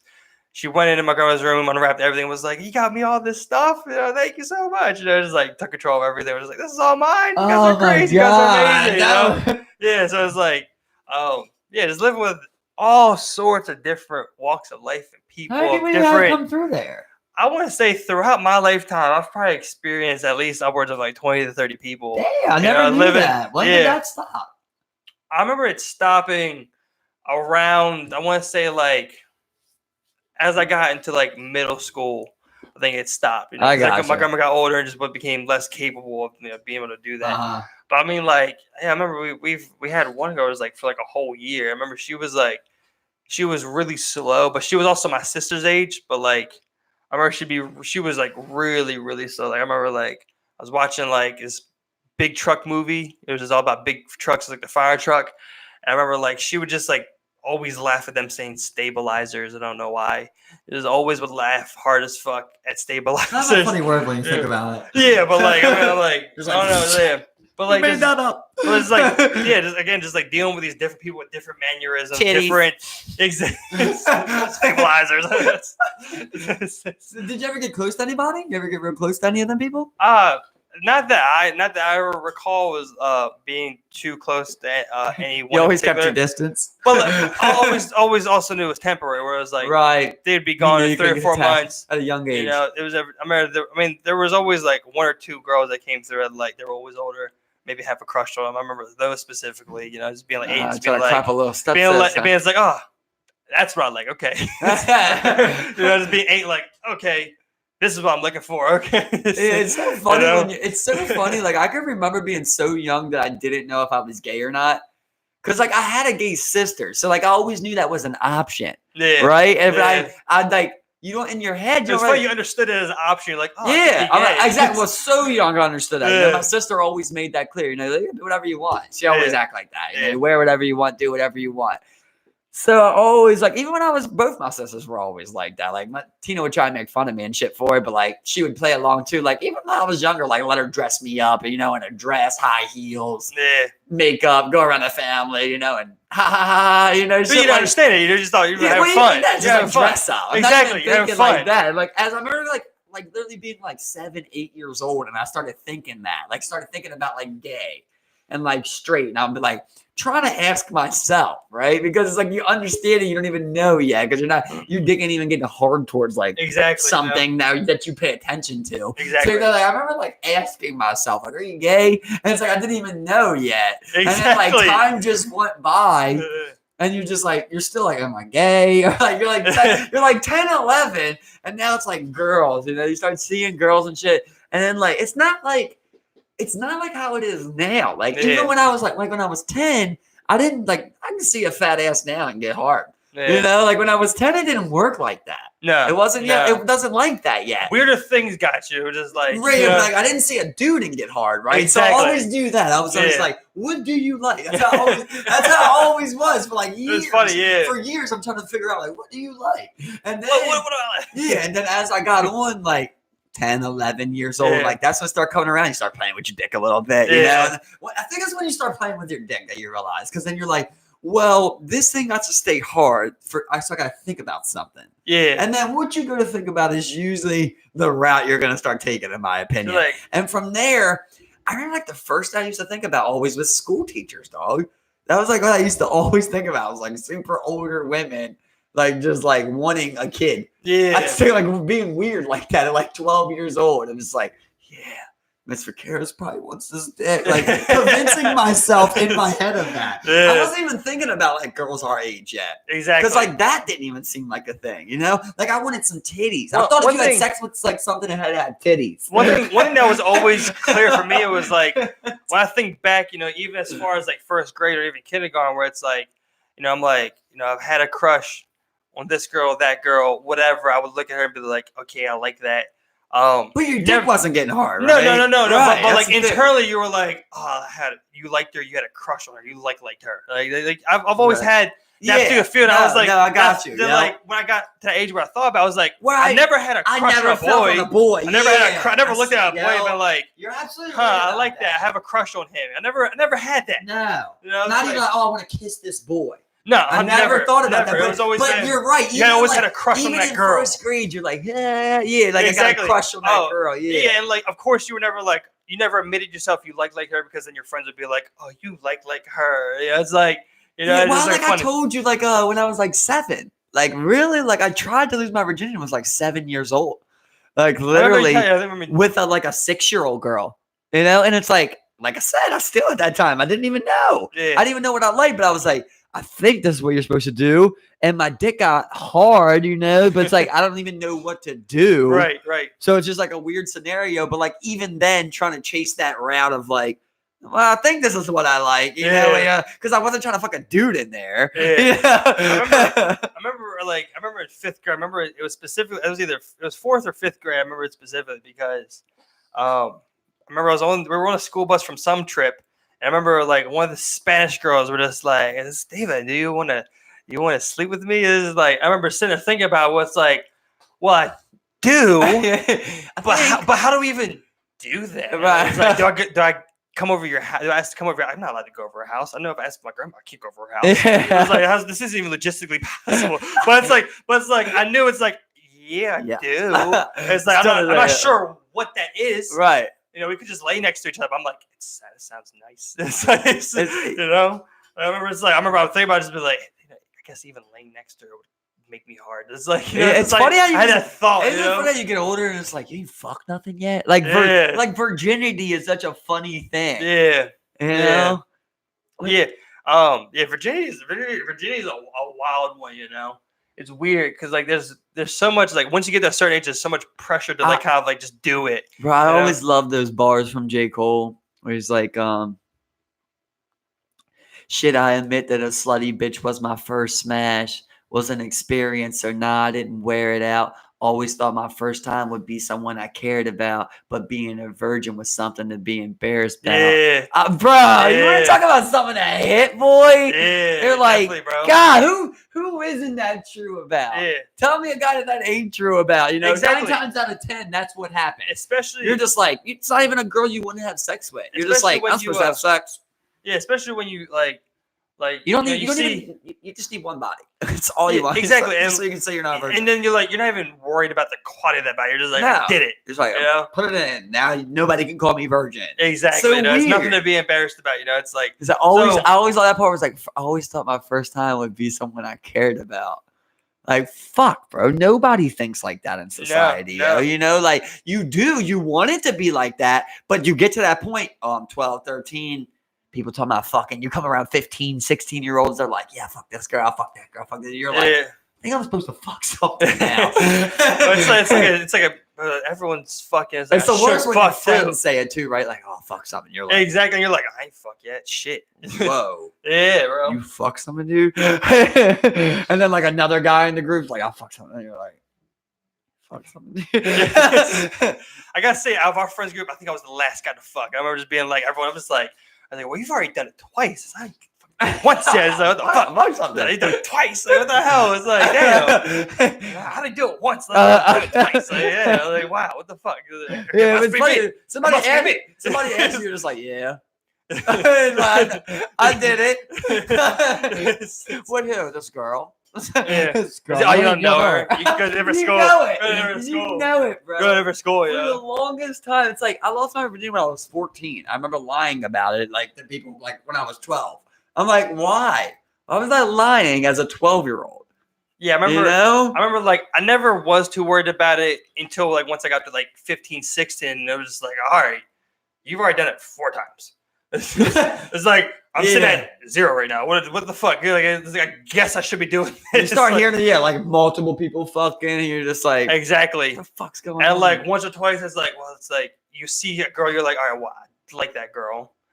And it's like, and then you hear one of your friends, you're like, all right, well, he fucked her. It's like, well, shit. I need to get on this fucking shit so I can fuck them first. Fucking is like such a exactly. I'm trying to be an actor, trying to play actor. It's like I like her, but now I don't like her because you fucked her first. It's just funny how it works. Like it's like you could just like, I ain't gonna sit here and name spots, but you know where I'm talking about. Where it's just like multiple teenagers fucking. Yeah. You know, like it's just like a group of teenagers that are meeting up, and we're just trying to figure out who's gonna fuck. Exactly. Yeah.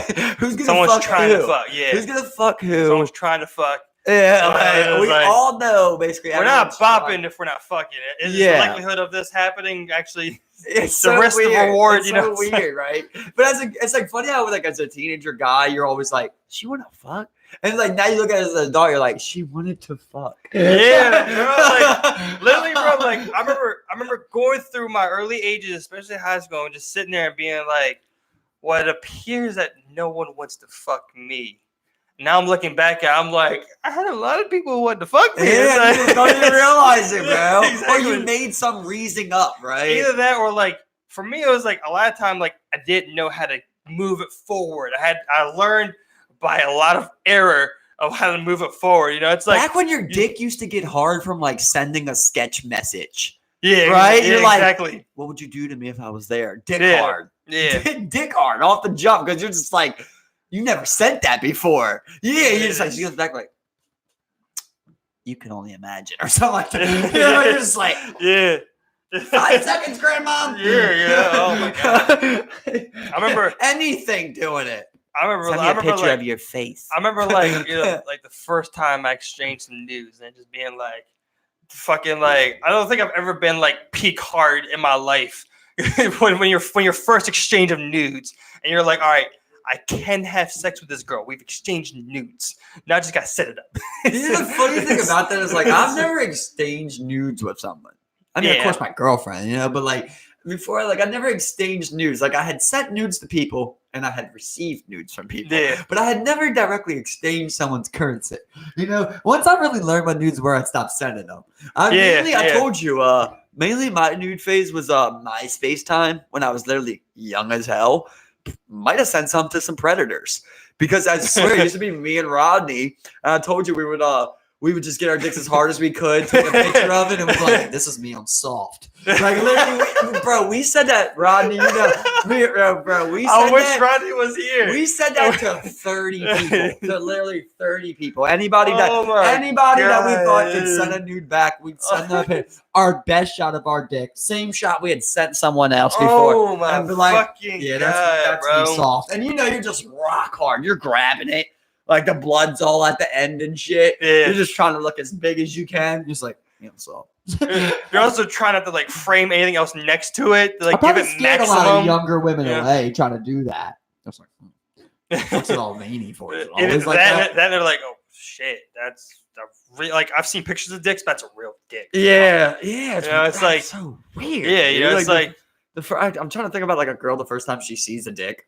It's crazy because most girls' dick they probably see first as their dad's, one way or another. As weird as it sounds, right? Yeah. Like chances are you're probably gonna walk in on like your dad or your brother or something like that, exactly, yeah. or like as a baby, either Exactly, too, right? that- like yeah, you exactly. probably first time, Especially if you have a younger brother, you're probably you gonna see some dick, walk for the in first once or time. twice. Yeah, you're like, especially when you get to that age of experiment, you're just like walking the bathroom, it's unlocked, and you're just like, all right, there's his dick, you know, or whatever, you know, like. I mean, whatever, however it happens. Growing up with Yeah, sisters, or you got a friend yeah.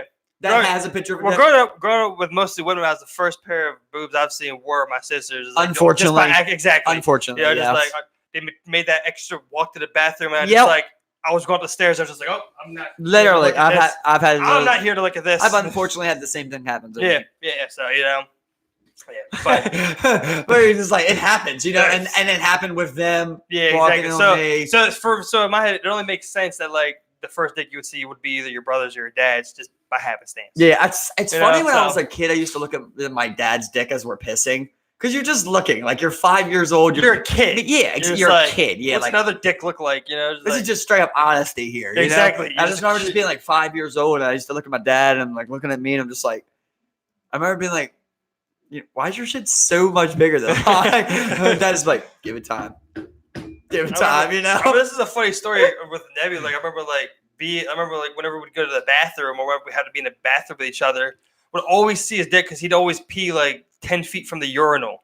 You know, it's like it got to a point where I was like, I had to be sure I wasn't around Nebby while he was on the urinal because you'd end up seeing his dick. Is he just randomly pissed that far away? He'd huh? be so far back. You know, That's where so like, you just weird. see that. Like, all right, and I remember the one time, I'm not sure if you were there, he fought Wayne Wolf.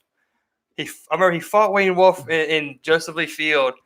And Wayne Wolf tried one of his famous inside leg kicks and caught Nebby's dick. Yeah, I was there. And I Yeah, remember, dick. and I remember Nebby, like, he's just like, I mean, he pulled his fucking dick out in front of everybody. I was just like, oh my God. Okay. This is the first time. Yeah, no, I it's seen the second time. Yeah, it's the first time. Or Nebby got hit. This might be the second time.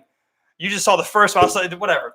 One of us Semantics. at a time. Exactly. I just Yeah, remember because like, we're there, out when I we're seen there, we're like, bro, you good? And he just pulls his dick out. He's just He like, thought it was oh my God. You remember Like- that one time in middle school we walked into that kid just pissing like that was me Yeah, and you, yo. yeah, He was remember just that? like 20 feet singing a back song. by the entrance. He was touching the wall. Yeah, His back was against the I wall. remember you pushed him. You're like, bro, what the fuck, bro? Out the way. Yeah, what the He's fuck you singing doing? a song. Remember he was like whistling or singing a song. Exactly. He's like, literally and he tries to like he's pulled up scoot- from downtown. and he's trying to just scoot up slowly. Like, get the fuck out the way, dude. What the fuck are you doing? I wish I could see that kid again. Just like, what was going on that For day? me, that was like the best. It was like What? walking behind you, then you push him. I'm just like, this is great. Not to mention that he was making it. Now that I replay the memory, he I was remember making the seeing. piss. I remember seeing a pee stream. There was a Far pee the stream. longest piss stream I've probably ever Like- seen. He might have actually had to back up that far because the piss was just so powerful coming out. Some people will say like Ray Allen's like shooting arc is like the best in history that you ever seen. You ain't never seen- You never seen You this never kid walked in piss on this guy. from like 10 feet back. You know, I'm talking like,